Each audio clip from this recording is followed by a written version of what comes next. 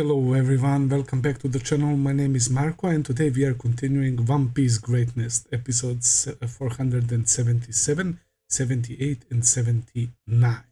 Last time around we had an amazing set of episodes, just like whole Marineford. Basically we are actually right next to the executioner's platform right now.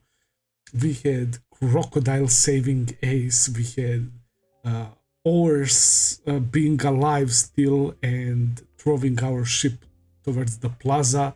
We had a hidden ship underwater coated for this like secret plan. Whitebeard also, not only that he is strong and a living legend basically, but he also has some sort of strategy. He's not dumb basically. So he caught Sengoku and the others off guard, and now they have to face Whitebeard, and even Garp had to join action, man.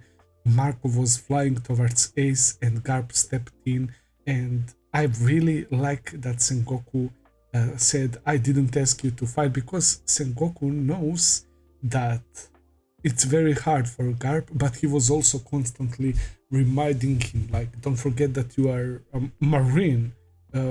Promise me, Garp, that you won't forget. So yeah, he had that in mind as well. So yeah, Garp punched Marco easily, man, and we saw Marco go toe to toe with Admiral, which is kinda telling us that Garp is fucking amazing, bro, and that he's strong as fuck. And he was a rival of Gold Roger, but he's lower ranked than Admirals, right? Admirals are just another breed, man. Holy shit. They're fighting equally with Whitebeard, and when you guys explained me in the comments on Patreon, like, it's so much deeper, right? Like that scene when Akainu was approaching Luffy, but actually Aokiji jumped in front of Akainu to attack Luffy, right? That was really interesting, and also that Aokiji knew that Whitebeard was about to stab him, so he already created that hole beforehand. And you told me that it's similar how Luffy saw like that vision of his hands getting cut by Mihawk. So it's like some sort of instinct, like prediction or seeing the future or something, which is really interesting. And I wonder if we are going to go deeply into that. I'm really curious about how are they able to do that. It reminds me of the stuff from Skypiea, when those guys, the priests and Eneru, they were able to like predict the moves or some shit. They even had a name for that. There's no way I can remember that right now. Something like chakra. I know it's not chakra, but something similar to that. But yeah, you guys probably know what I'm talking about, right? How they were able to predict things and stuff. So that's really awesome. Kizaru, of course, being on Luffy says, like, Luffy is fast in second gear, but he's not as fast as Kizaru. It's really, really tough, man. But yeah, the scene when he jumped in front of them and they were all giving him the comments like Aokiji saying, you're not ready for this yet. And Akainu said, you're standing tall, Dragon Sun. And Kizaru is being such a troll, man. He's like constantly joking around. He was saying, oh, how scary. His youth is scary, like something along those lines, man. But yeah, they're all beasts, and now that they're so close, Whitebeard is in action as well. Garp joined the action. It really feels like we are entering the last battle, bro. It's really, really amazing arc. I have no words, and as I said, I never wanted to finish, man. And you guys also told me that Crocodile probably has some other motives than just being petty towards Marines for saving Case, and I for sure hope that reason isn't because he's secretly Luffy's mom and that he changed gender thanks to Ivankov. I'm really not fan of that theory. I don't know, man. I really don't like that theory that much, man, because after what he did to Luffy in Alabasta and all of that, he for sure went for the kill back then. So yeah, it would be kinda weird I don't know. I'm just not a huge fan of that theory. But yeah, anyway, let's jump into episode 477. Let's begin, guys.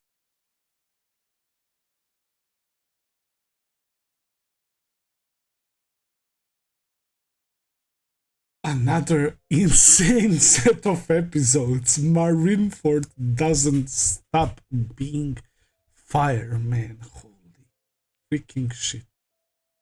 Bro, they even had the time to incorporate that moment with Koby, which I really liked. Our boy Koby, who is actually the first like friendly person that Luffy met in the whole show. Koby from episode number 1 got inspired by Luffy. And I was always thinking, I hope Koby makes it one day. And when I learned about these strong Navy soldiers, like first with Smoker and later on with Garp and the admirals, and I always quite often remembered Koby and kind of hoped that he will one day become like them. And they showed that Koby is improved, right? We know that he can use shave and these new moves, but he's nowhere near Luffy's level still, man.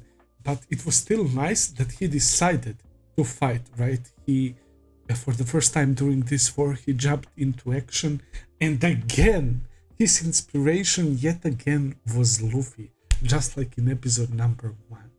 He is a Navy soldier and Luffy is a pirate, and he's constantly getting inspired and is looking up to Luffy because he knows that he's a good person, man. And that's so nice, man. That was really so nice. Akainu is a fucking menace, bro. Holy shit, yeah. Whitebeard was coughing blood. Whitebeard is basically dying. I think that the old man Whitebeard is dying, and he started using his moves way too often. Akainu punched him in the chest with a magma fist, and he's still moving around and doing these crazy attacks. He has a fucking hole. He has a fucking hole, man. Holy fucking shit, what a guy! That scene when they stabbed him, they jumped on him, 4 of them, and he's saying like, don't you forget who I... no, what did he said? Like something along the lines, fool, do you know who are you dealing with? I'm Whitebeard. And he starts like fucking cleaning the pet in front of him and creating this like giant hurricane of Navy soldiers. Like he sent thousands of them flying with that one move, man, all while having those fucking 4 soldiers stuck on him with, and he was stabbed and he was shot with that fucking bazooka at his fucking face, and he eats that shit, man. That was such a dope scene as well. And he liked Luffy, but after he saw Luffy use Conqueror's haki, it's like he's fully believing in Luffy. He ordered everyone to back him up, and they cleared Pet for Luffy. That was so amazing. The admirals were occupied right with Jozu and Marco. Kizaru tried to go after Luffy, but Whitebeard stopped him, and he's using his like tremor devil fruit. He's cleaning up these soldiers constantly. Ivankov and Inazuma helping. Jinbei staying with Whitebeard was a nice touch as well. He doesn't have to listen to his orders, right? He's independent and he decides to help Whitebeard. Holy fuck, Mr. Van and Crocodile saving Luffy. I never thought I would say that sentence in my life, bro. I still hope that Crocodile being Luffy's mom is not a thing, bro. I don't know why those people like that theory, man. Holy shit. But I mean, if that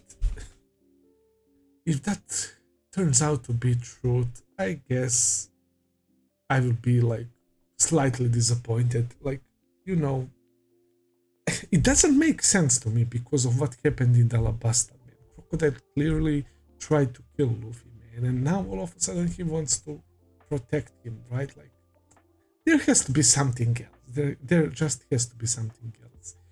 Oddly enough, we didn't see much of Moria and Doflamingo. They did show us Boa Hancock and Mihawk, right? So yeah, I wonder why. But they're just observing. I mean, Doflamingo mainly. He jumped into action a few times, but he was against horse and crocodile, but nothing else. Like, he doesn't really care that much, right? As well, he's more like an observer. That's the vibe I'm getting. But Luffy using Conqueror's haki, wow, that scene was so amazing. Yet another such an impactful scene that will stay with me, bro. That was so cool. Just like in Amazon, really, it looks like Luffy is able to use it if you push Luffy to the absolute limit of despair, that there is nothing else that can be done, that his loved ones are in danger, and he can use it then subconsciously. He didn't realize what he did. He knocked half of the soldiers, bro, and some of them were like dizzy, like fucking drunkards, because of Luffy's spirit, because of his conqueror's haki. Aokiji's and Admiral's reaction, Whitebeard's reaction, even me have looked back. They were all surprised because that's such a rare thing, and we know that Shanks has it.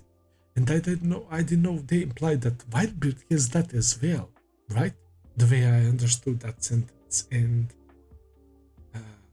it's yet another hint, like, that Luffy can become such a great pirate one day, man. And Whitebeard realized that probably and wanted to protect him no matter what. And Garp stands in front of his grandson. What will he do? I have no clue, man. I talked about Garp's situation in my last video. It's so fucked up on so many levels. I would never like to be in his shoes. I personally believe, like, I can't imagine, because I didn't went through shit that he went through. He raised them to try and become Navy soldiers, right? He did so many good things. He became the legendary hero of Navy.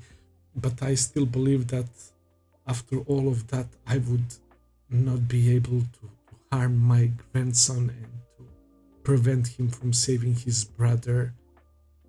I really believe that I wouldn't be able to fight my grandson. But then again, as I said in my previous video, I really cannot blame Garp that much.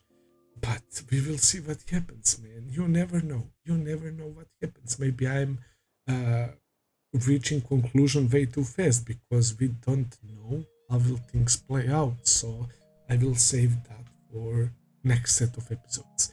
I will end the video here for today, guys. Thank you so much for watching. I hope that you enjoyed. If you did, please consider subscribing, leave a like, comment, all that good stuff as always.